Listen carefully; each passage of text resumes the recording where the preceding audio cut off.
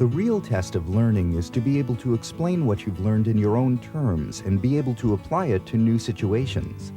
Traditional courses that rely heavily on passive memorization may deny students an opportunity to develop that level of understanding.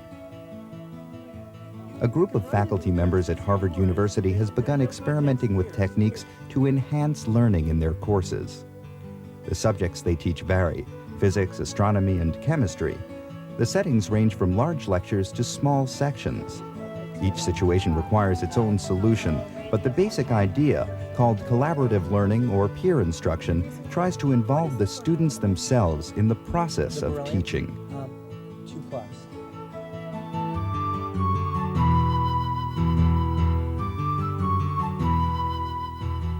When you learn to teach a subject, when you're just struggling with how to present it, where you're sort of relearning it yourself, that's when students gain the most in a lecture. Once you've really got it down and you see all these beautiful connections that you didn't see before, you're well beyond the level of the student.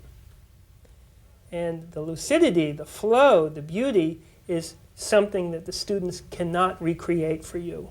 They're not at that level. And that's why I think some students, after they leave a wonderfully lucid lecture, can't recall what was going on a half an hour later. I keep being surprised by how difficult certain very fundamental concepts can be. In fact, I noticed that for us teachers, some of these very fundamental concepts are second nature. They're so second nature that we cannot explain them very well anymore. They're obvious. They are clear without any words. When I was taking science here at Harvard, it was awfully intimidating at times, and it was just lonely. You're sort of in your own world. I didn't know the student's name to me to my left. I didn't know the student's name to me to my right, and that's really disconcerting. And it's no wonder that students will major in the humanities when you sit at a round table and you discuss a book, and people laugh and joke, and it's just so much more relaxed. How do you improve student learning in a large lecture course? For Professor Eric Mazur, it was important to find ways to increase understanding of basic concepts. Let's make sure that we understand this fully. First of all, many mistakes that I'd seen over the course of the years that to me seemed bizarre, all of a sudden fell into place. They became mistakes that I understood. They were a result of lack of fundamental understanding. How do you describe fluids? And at that point, I started to introduce a technique which I've come to call peer instruction, which one could also call cooperative learning. Most of the lecture time I use to actually teach the same material I would do normally, except that every so often, every 15 or so minutes, I interrupt the lecture and place on the overhead projector a question. Imagine a very big bathtub. You can also, if you don't like imagining very big bathtubs, you can imagine a dry dock. And there's a huge battleship in this dry dock. Now, the walls of this question is a multiple choice question. It is very simple, and it never involves any calculation. It really tests whether the students understand one single basic concept. I give the students about 60 seconds to think about this question. In front of them, they have a scanning form on which they can mark their answer, their choice, 1, 2, 3, and so on, as well as their level of confidence in this answer. Okay, take a minute to convince your neighbor of your answer. I asked the class, I asked each student actually, to explain his reasoning to any neighboring students. And what happens is striking. I'm really not too clear. You always get the entire class, all 200 and some students, talk to one another in a very animated discussion. After these 60 seconds pass, I ask them to mark a revised answer and a revised confidence interval. The 60 seconds of discussion has had a major impact on the students' understanding of the concept. The graph shows a dramatic increase in the percentage of correct answers and in the students' confidence level. And let's take a poll. How many of you on the second try chose choice 1? Okay, about 10%. Spill over, 2. 5%. Stay exactly brim full. Must be the balance. That's the correct answer. The results of this technique are impressive. First of all, there's a much higher attendance in class. Secondly, the students are much more alert than I've ever seen them before. And it's hard not to be alert if you're more or less drawn into the lecture by your fellow students. And thirdly, as the data shows, there is a major, but really major improvement in understanding of the concept. Learning is a two-way process, and if the students don't get involved, then we're not going to retain anything. And by saying, okay, you're on the spot, you have to do this, then you start thinking. You're actually thinking while you're learning, and that's the way education's supposed to be. Instead of looking at an equation on a board presented by a professor in lecture and then presented again by a TF, which again is just sort of two presentations of the same inert equation on the board, I get to grapple with it. I get to say, well, I don't understand that. I'm not sure exactly what that means with an intuitive sense. You know, you see things in a different light. You don't always see them in your light the way you'd study it. You may see the way someone else does it. And that'll help you to understand the whole thing better.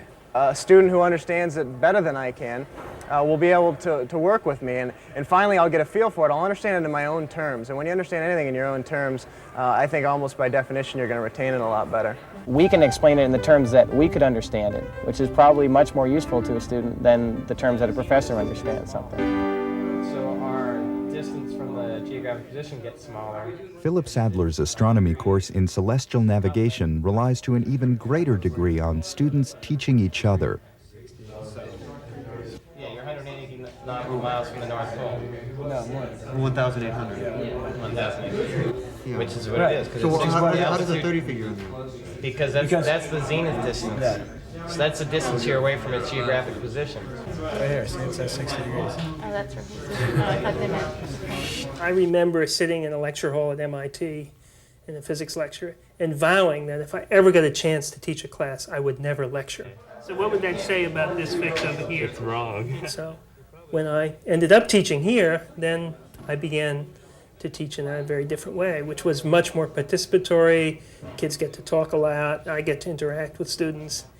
And I think a lot more learning takes place. When I walk around between the tables and talk to the groups, I'm looking for questions that they may have. And if things are going really well, I may decide to throw a little barrier in there, a little roadblock in there, ask them a question which might slow them down a little bit, but which might be very useful for them to pursue. Yeah, well, I mean, that's for the geographic position. What happens when you have the string?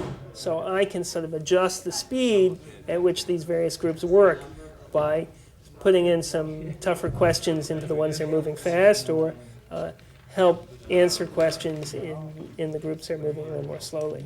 He answers questions with questions a lot, but that makes you think about what you're doing. It's not this instant gratification answer.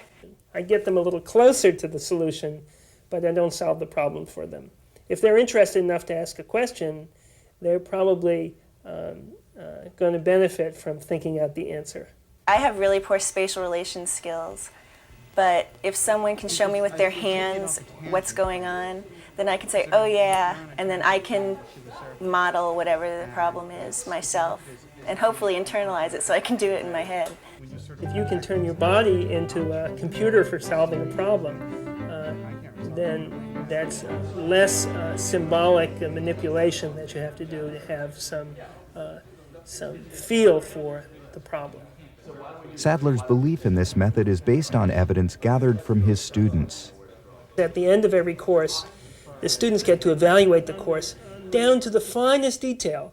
They evaluate which activities they like the best, which they like the least, which field trips they like the most, which they like the least, and so on. And there, at the end of the class, when I compile all that, that sets my agenda for improving the course.